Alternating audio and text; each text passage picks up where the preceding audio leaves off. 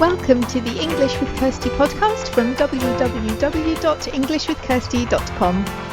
Here I'll be sharing with you tips, information and other learning resources so that you can improve your business English.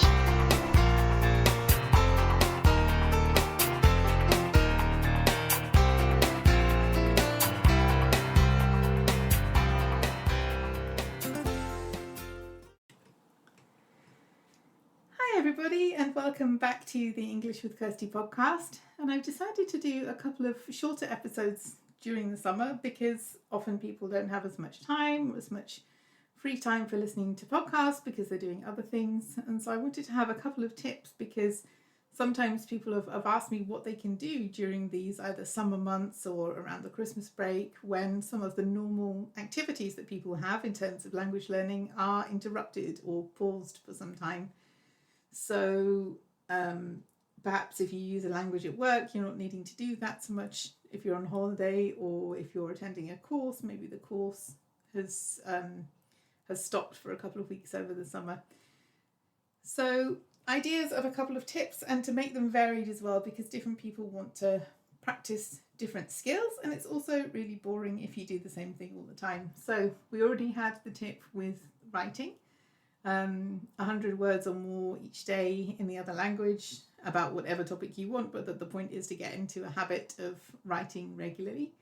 That was a couple of episodes ago, and today I wanted to talk about a tip that I actually heard on another podcast. It was nothing to do with language learning, it was just a tip for something that's good to do, but it can be adapted for people who are learning other languages.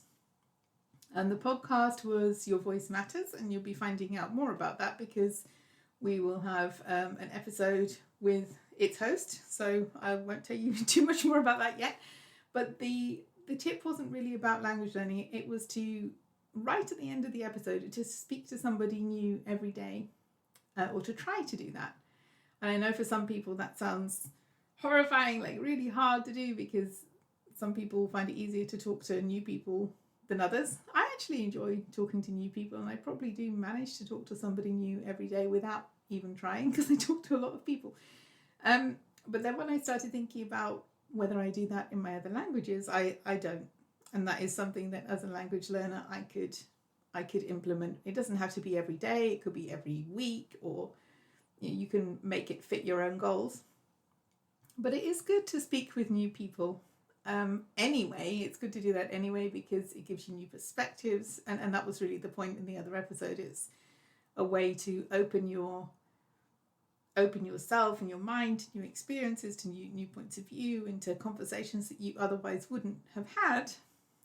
So it's good to push yourself sometimes and start talking to somebody that you don't know because you never know where that will lead. All friendships, all business corporations started with a conversation at some point.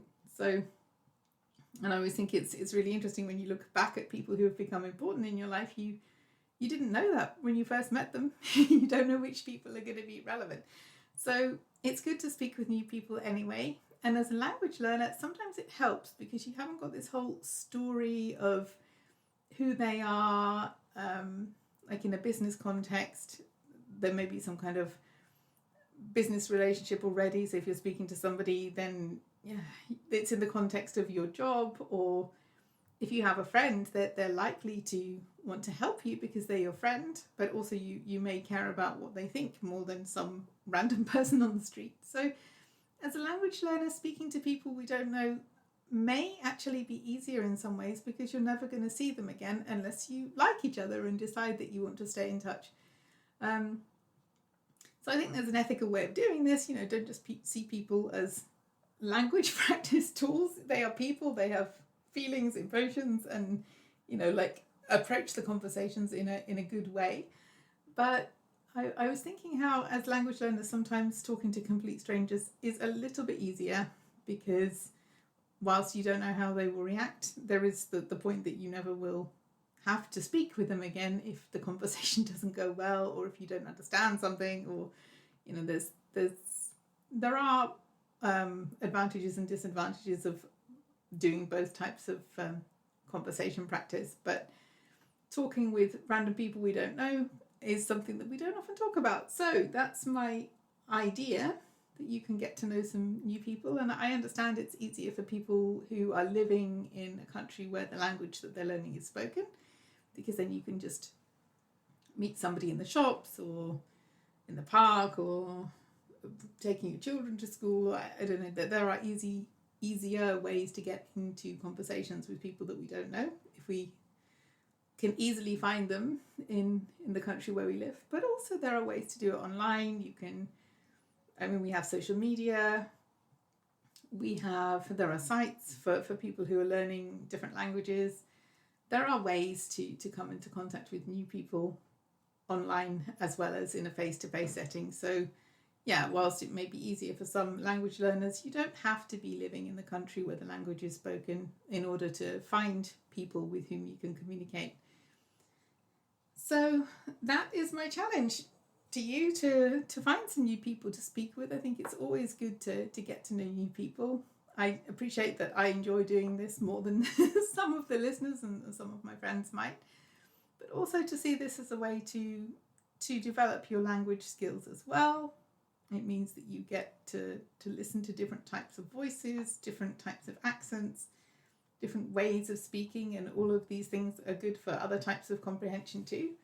But you might even have fun. You might even enjoy it, and you might meet some people who become friends, or people with whom you can, I don't know, do free time activities, or people who may help you in some way and you may be able to help them. So if you try this, let me know how it goes. And I look forward to hearing about your experiences. And if you have any other tips for things that you can do to improve your language skills, just things that don't take very much time, but that can help you if you try and do them more regularly, like the writing, like the speaking, then let me know and we'll have some other shorter episodes to explore those ideas. Have a good week and have fun learning English. I hope you enjoyed this episode of the English with Kirsty podcast. If you have any questions or comments, my email address is kirsty@englishwithkirsty.com, or you can go to www.englishwithkirsty.com/podcast, where you'll find information about the individual episodes.